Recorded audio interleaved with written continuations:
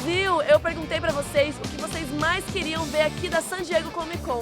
E muita gente, mas muita gente me mandou mensagem pedindo tudo de Supernatural. Tá bom então, o pedido de vocês é uma ordem.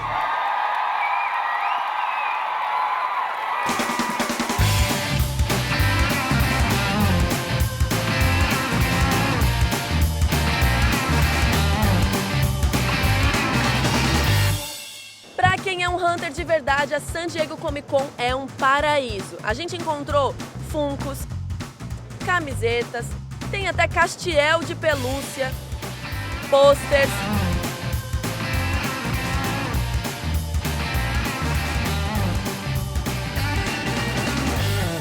Our biggest seller by far is Supernatural. I got myself some Supernatural cutouts because it's my favorite show.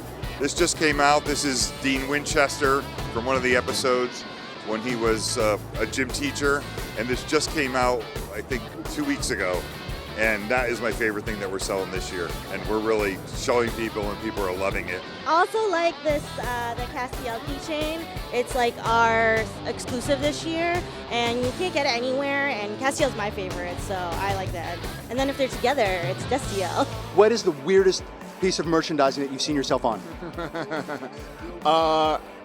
That's a great question. I think it was a couple years ago here at Comic-Con, as a matter of fact. And this isn't even super weird other than the fact that I was on my hotel key card. I'm not kidding. I think they must have known when I was checking in or something. I think they had like Arrow and Flash or whatever it was, Vampire Diaries. It was a couple of years back. And they give me my, okay, you're in room 304, and they give you a little booklet, you know, and you're walking up. I didn't book the room, but booked through Warner Brothers. And then I get up and I open it up and I'm like,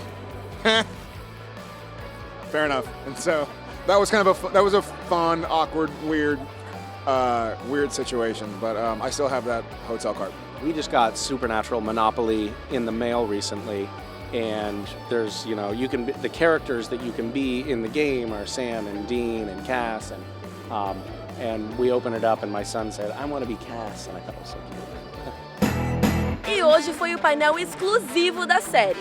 Já é uma tradição da Comic Con o painel de Supernatural ser no último dia, abrindo o domingo. Ladies and gentlemen, your Supernatural Comic Con panel. Os atores estavam lá e a gente ficou sabendo o que esperar da 14ª temporada. I'm going to start with you, Mr. Ackles. Here's the thing. A lot going on with Dean this year. As we saw in that last trailer, you are now, like, you are doing something different.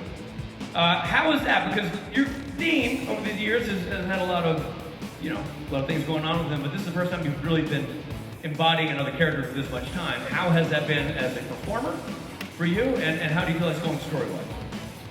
Well, I guess technically speaking, there isn't a whole lot going on. Dean's kind of sitting shotgun right now while Michael is driving. So it was a little challenging because normally you come back from having a break and kind of slide into you got to kick the dust off and get those muscles working again. And to do it playing somebody completely different was certainly a little bit more challenging than anticipated, but very exciting, very fun. And I've gotten to work with have some cool scenes with some pretty cool people, so that's been exciting. I was paying attention, knowing where the story was going. I tried to pay attention to what Christian was doing with Michael last year, who I think did an exceptional job. And I actually pulled him aside during the last episode, and I asked him, I was like, hey, is there anything that you kind of keep in mind? Is there some sort of a checklist that you do before you go on camera? Maybe a little tidbit that I could help use that I could keep that continuity in the Michael that I'm playing. And he said, yeah, let me show you. I do this. And he gets, and he's got that long coat. He just does it.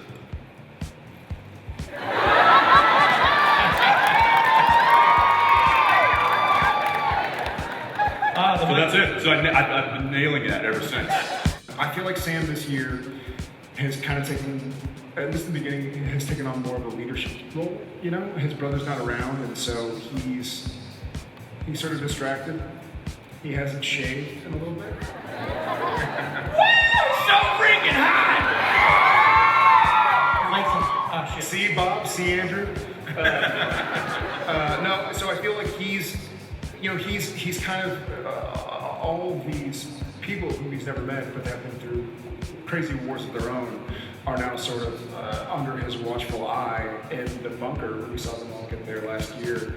And so Sam, without Dean for however long, sort of needs to take the cues and the lessons he learned from Dean and try and sort of pass them on to all the Apocalypse World hunters who are all kind of living under this one crazy roof. It's like the new Brady Bunch. That's what we're going for. So yeah, it's a fun new part of Sam. How has that changed Cass's perspective and relationship with the boys in terms of the absence of Dean and now having to step into that position? I think that this is definitely a roll up his trench coat sleeves moment for Cass.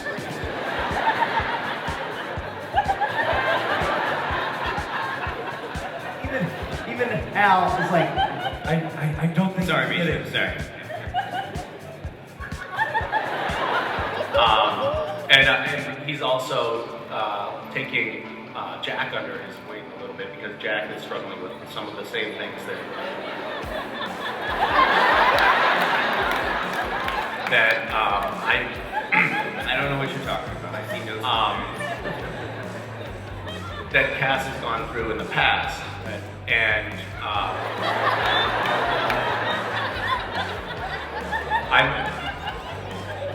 Can I ask you guys a question? Sorry, is that all right? Have at it. Yeah. So you cast Alex on the show, and Alex looks exactly like me. And I was wondering, like, Just better and younger. Oh, well, wait. No, it's actually like it feels like a whole generation now has lapsed on the show, and Alex today won't submit to a paternity test. I keep trying to get a DNA sample from him. Keeps asking for the 23andMe, and I'm like, no, not today, sir. But are we at some point going to find out that like really Cass was the dad or something like that?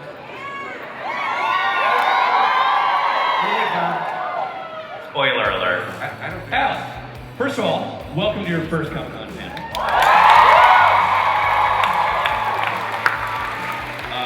I'm not even going to try and play it cool. This is awesome. So, yeah. Thanks, guys. So how do you feel, Alex? I mean, Jack is slotting into this recipe as well. I mean, there's a lot going on in terms of not having Dean around, in terms of the ongoing struggle to find your own identity. How's the season playing out for you so far, and where do you see it going? I mean, so far it's been a little rough.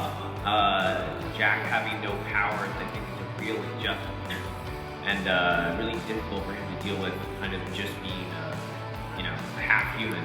So that's kind of been a struggle so far, I read their questions earlier, so I'm gonna butt in. Yeah. Is the most difficult part playing the son, the spawn of Lucifer, or when your cast members keep on trying to kick you in the crotchal region when you're on camera? What's the most difficult part? Jack is going through a lot of struggles right now. So knowing that I may be kicking the balls at any given time really helps me focus, on the loss and the pain that I'm dealing with at all times. You're welcome.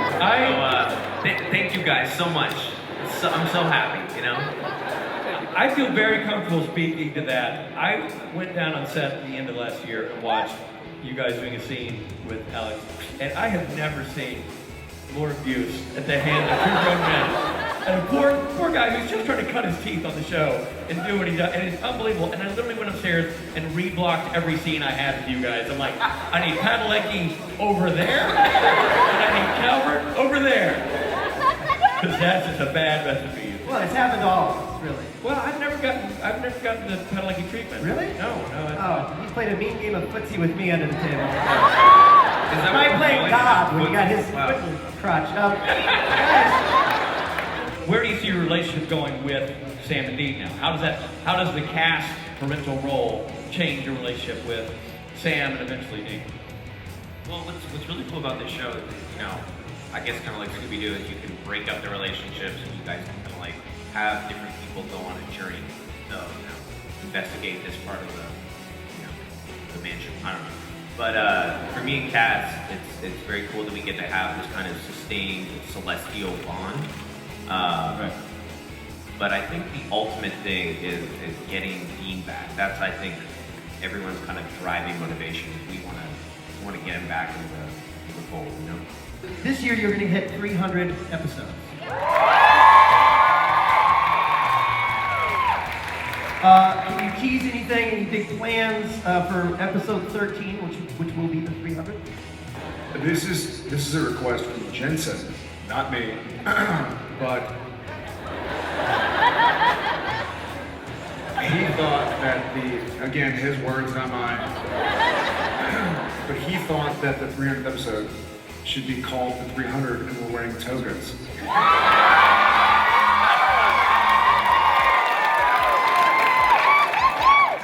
Clip show. I said clip show. Do you remember when?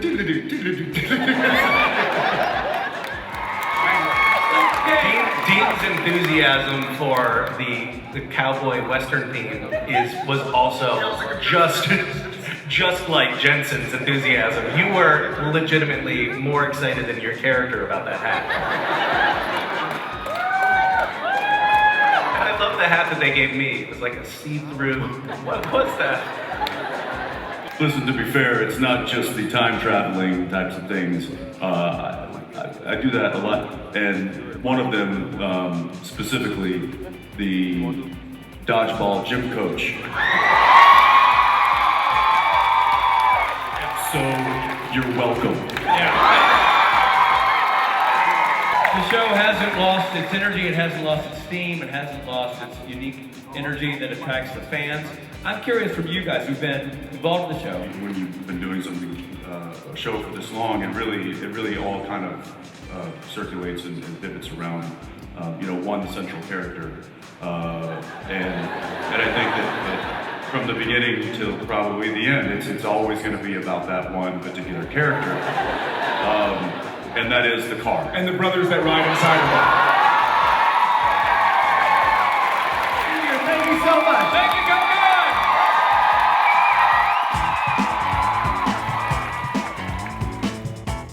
Você pode conferir tudo que rolou de mais incrível aqui na San Diego Comic Con aqui no nosso canal do YouTube da Warner Channel.